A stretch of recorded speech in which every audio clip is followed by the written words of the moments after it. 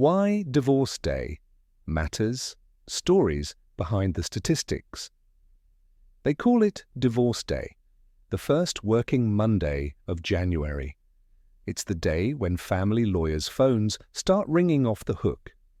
But behind every call is a story, not just of endings, but of heartbreak, fear, and hope. Today, we're pulling back the curtain. Today, we meet the people behind the statistics. Chapter 1. What is Divorce Day? Every January, like clockwork, divorce filings surge across the United States and the United Kingdom. Law firms even have a name for it: Divorce Day, typically the first Monday after the New Year's holidays. It's not a formal holiday, but for those in the family law business, it's as predictable as Black Friday is for retailers. Why does this happen? The reasons are layered, a mix of emotional, practical, and societal pressures. The holidays act as a pause button. No one wants to shatter the illusion of a perfect Christmas or Hanukkah for their kids, their extended family, or even themselves.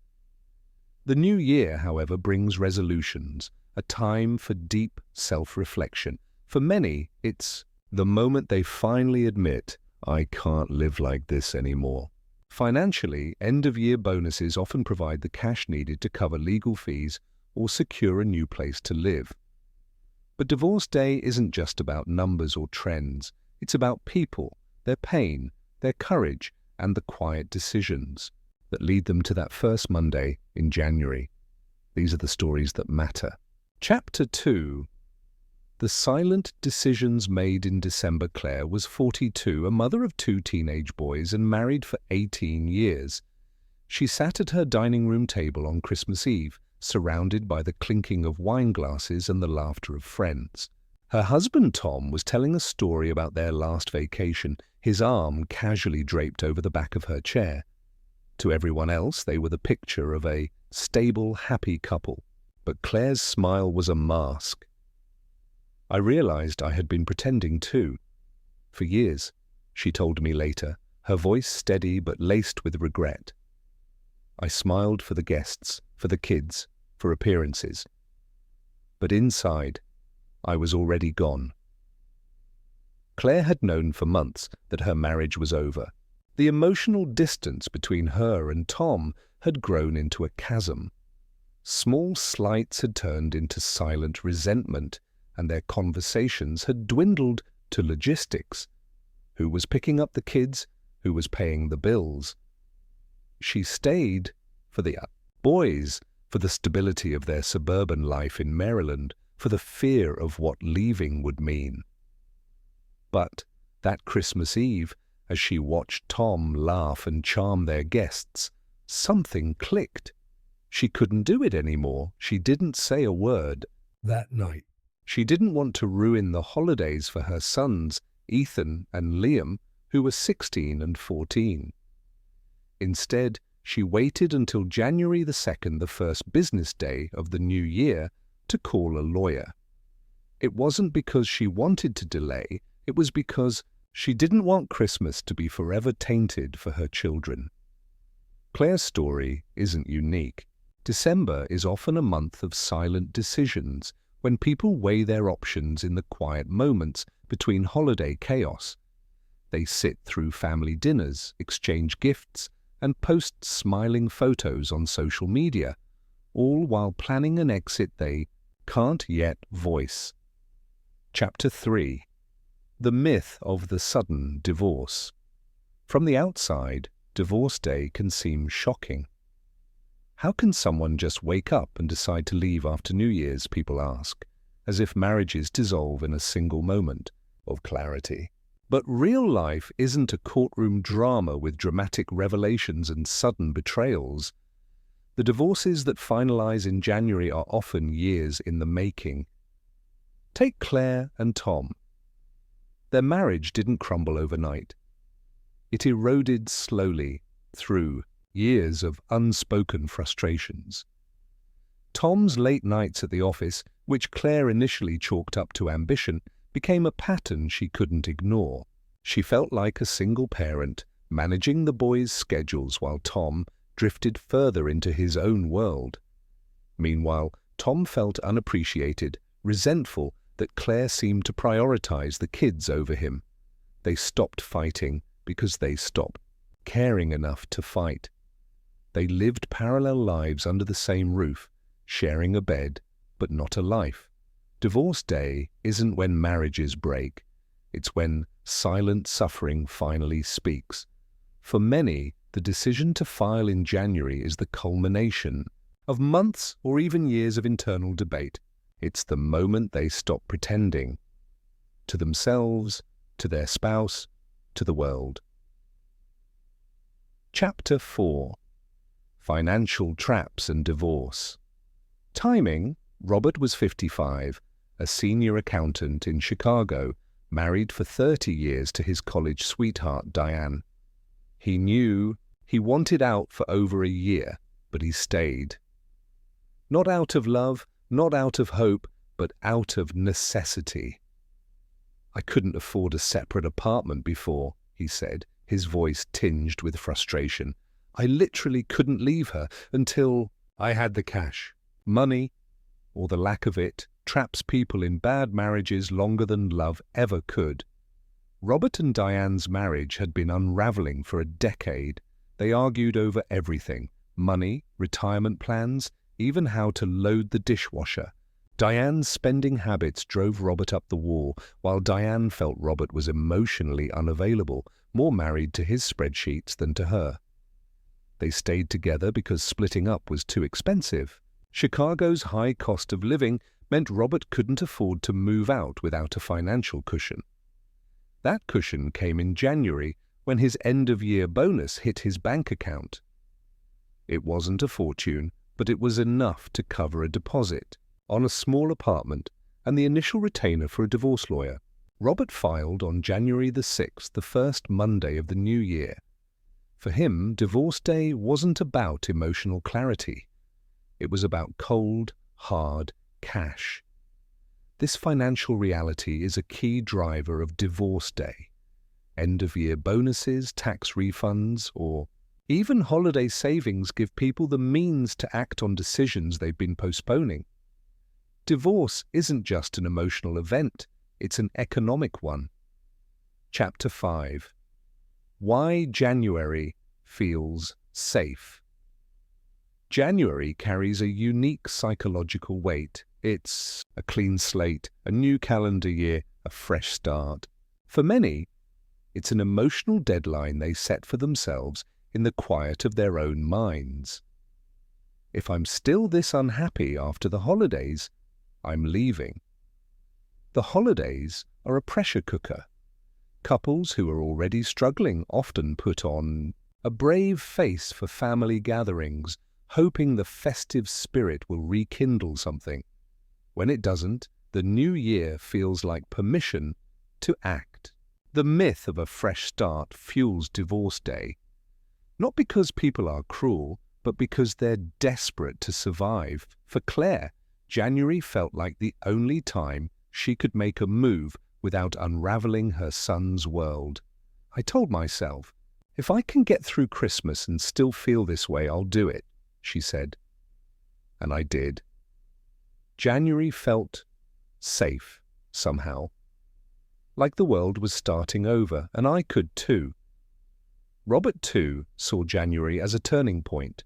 I'd been miserable for years, but the new year made it feel like I wasn't just running away. I was choosing something new. Chapter 6. The lawyer's prospective divorce attorneys prepare for January like retailers prepare for Black Friday.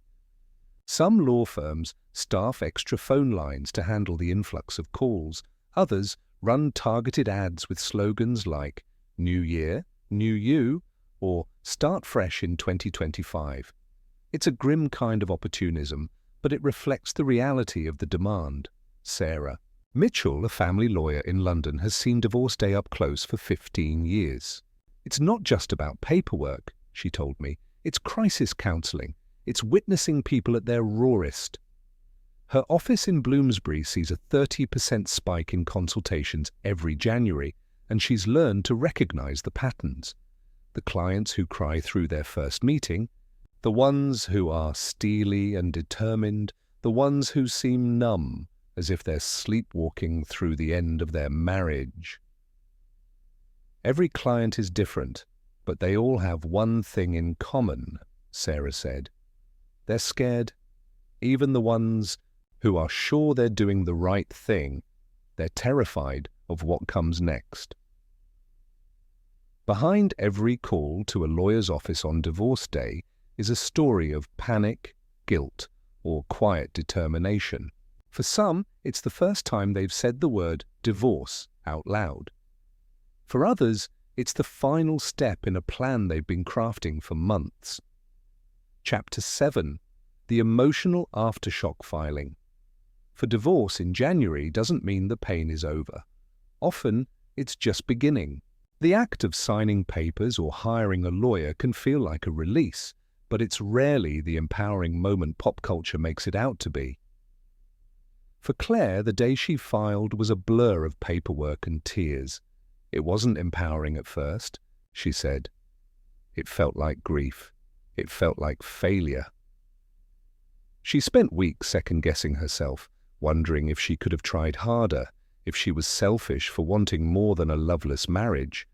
Her sons, Ethan and Liam, were angry, not just at her but at the world. They didn't understand why their family was fracturing, and Claire didn't know how to explain it without vilifying their father. Robert's experience was different, but no less painful. After filing, he moved into a friend's spare room, sleeping on a lumpy couch that smelled faintly of dog. "I spent the first month wondering if I'd made the biggest mistake of my life," he said. "I was free, but I was also alone. I hadn't been alone in 30 years. Divorce Day is the first step on a long, uneven road. It's not a clean escape hatch. The emotional aftershock can last months or years as people rebuild their lives and redefine who they are without their spouse. Chapter 8. Adult Children and Divorce. Day divorce doesn't just affect the couple splitting up. It ripples through entire families, including adult children who thought their parents' marriage was unshakable. Emma was 27 when her parents, Linda and David, announced their divorce on January 8th. She'd spent New Year's Eve with them at their home in Bristol, laughing over board games and sipping champagne. "It was a normal holiday," she said. They seemed fine. Then, a week later, my mum called me and said they were done. For adult children like Emma, Divorce Day brings a special kind of whiplash. One day, they're celebrating with their parents. The next, they're grappling with news that rewrites their family history. Emma found herself questioning her childhood memories. Was it all a lie? She wondered. Were they fighting behind closed doors when I was a kid? Did I miss the signs? Adult children often feel betrayed, confused, or strangely guilty, as if they could have done something to keep their parents together. Some, like Emma, take sides, often unwillingly. "I didn't want to choose," she said. But my mum kept telling me how Dad had let her down, and Dad kept saying Mum was unreasonable. I felt like a referee. Divorce Day doesn't just fracture marriages. It fractures entire family narratives, forcing adult children to reconcile the parents they thought they knew with the reality of their choices. Chapter 9. Finding Hope in the Rubble. Not all January divorces end in devastation. For some, Divorce Day marks the beginning of something new. Healing, self-discovery, even freedom. Claire, now 2 years post-divorce, has found a sense of purpose she never expected. She started a support group for women over 40 who are starting over, meeting weekly in a community centre near her home. "I was so lost at first," she said. "But helping other women through it, it's like I'm healing myself too." She's also rediscovered parts of herself she'd buried during her marriage. She's taken up painting, something she loved in her 20s, and she's planning a solo trip to Italy next summer. Robert, too, has found unexpected joy. After moving out of his friend's spare room and into a small apartment, he started hiking again, something he hadn't done since college. "I forgot how much I loved it," he said. "Being out there, just me and the trail, it's like I'm meeting myself for the first time in decades." He's even started dating, cautiously, and is surprised by how much he enjoys it. "The first day of my divorce was the worst," Robert said, "but it also cleared the ground for the best days I never thought I'd have." Chapter 10. Behind every statistic, a beating heart. When we hear about Divorce Day, it's easy to reduce it to numbers: a 25% spike in filings, double the number of lawyer consultations, 1 in 5 adults considering divorce post-holidays. But behind every number is a story, a family, a future being rewritten. Claire's story is one of courage, of choosing herself after years of putting others first. Robert's is one of practicality, of waiting for the right moment to reclaim his life. Emma's is one of confusion, of navigating a family she thought she knew. And there are countless others: the lawyer who holds a client's hand through their first consultation, the adult child who learns to love their parents as flawed humans, the person who finds joy in a life they never imagined. Divorce isn't just an ending. Sometimes it's the painful beginning of finally telling the truth to yourself and to the world. And sometimes, not always, but sometimes, those truths lead to something beautiful. Voiceover closing. Soft, hopeful tone. Divorce Day isn't just a statistic. It's a moment when people choose to rewrite their stories. It's messy, it's painful, but it's also human. And in that humanity there's hope. For healing, for growth, for a new chapter that's yet to be written.